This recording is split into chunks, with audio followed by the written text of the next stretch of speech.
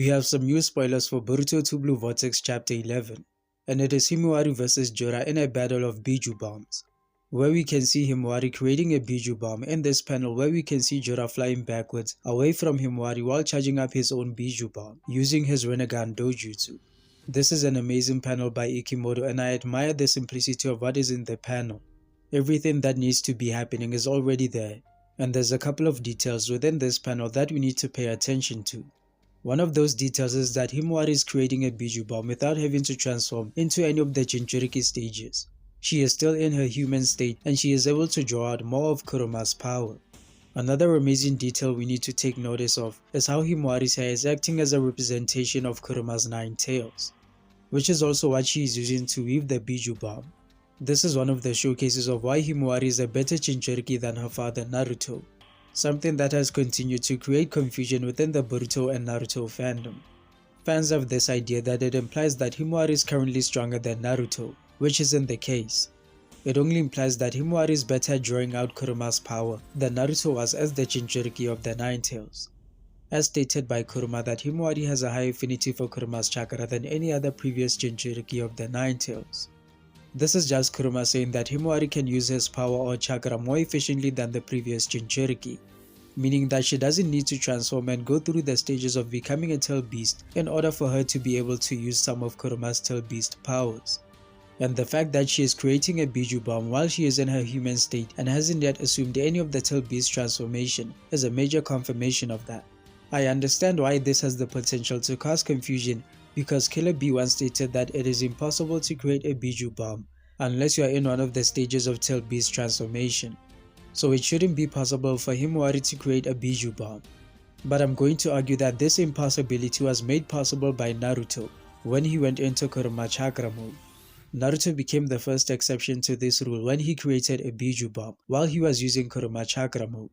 He wasn't in any of the stages of tail beast transformation because Naruto was the first Jinchuuriki to use tail beast chakra in a different way, whereby he didn't need to transform into the tail beast form in order to be able to use its power. Naruto had to forcefully take Kuruma's chakra in order to be able to use this power. So on top of Naruto's tail beast seal that was restricting Kuruma's chakra, and Kuruma being unwilling to voluntarily give Naruto his power, is one of the things that forced Naruto to be creative on how to use some of Kuruma's powers, like the Biju bomb for example, which was Naruto weaving the Biju bomb as if he is creating a Rasengan, using his hands and the arms that he created using Kuruma's chakra.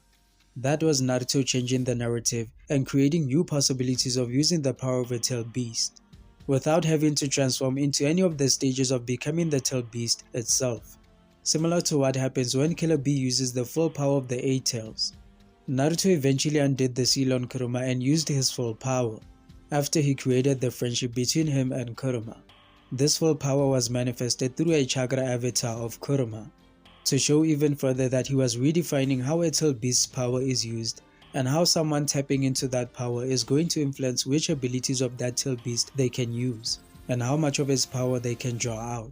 So it shouldn't be surprising that Himawari was able to create a Biju bomb while being in the state that she is in. Whatever Himawari is doing now as a Jinchuuriki is only following her father Naruto's footsteps. Kuruma has stated that Himawari has a higher affinity for his chakra than Naruto. She is going to draw out more of his power in a more efficient way without having to transform. This is the advantage that Himawari has over Naruto as a Jinchuuriki. When you also consider that Kuruma is willingly giving Himawari his power instead of trying to prevent her from taking it, plus the fact that Himawari has no tail beast seal that is restricting Kuruma's chakra. Hers and Kuruma's chakra are more in sync, to the point that Kuruma refers to them as a single body and soul. Then it shouldn't be confusing for you when you see Himawari doing stuff like creating a Biju bomb while she is still in her human state, nor should it be anything that should make anyone think that this is a massive power creep for Himawari. Even though Kuruma's power does make her stronger than her base version, it doesn't mean that she is now anywhere near the level of characters that have been the top of the hierarchy of power in Boruto. She is still not a major threat to characters like Boruto, Kawaki, Ada and Damien or any of the Shinju. That also includes Ishiki and Naruto in his Beryan mode state. Himawari is now currently a threat only to shinobi like Konohamaru or some of the Konoha 11. She is now enough of a threat that she can be a nuisance to the Shinju but nowhere near anything difficult for them to handle. So Jura and Himawari's Biju Bomb battle is not going to be as close as people imagine it. The official spoiler that we got is an even bigger indication of this. Jura is charging up his Biju Bomb with the greatest of ease, while on the other hand, Himawari has to weave the Biju Bomb as if she is creating a Rasengan, showing how much of a difference there is between the two of them, not just in power but also in the level of skill and control over their Tail Beast abilities.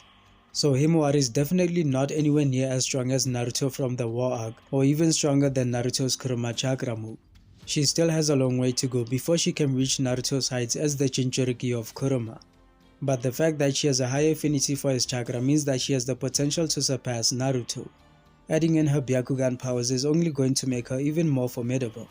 So let me know if this was able to help you better understand why Himawari is progressing even faster than Naruto with her Tail Beast powers, and why she hasn't yet surpassed Naruto in power. Subscribe to the channel for more Boruto content and tell me what you think about Himawari vs Jura. How is the fight going to end, and do you see Boruto or Kawaki being the one to interrupt the fight and save Himawari from Jura?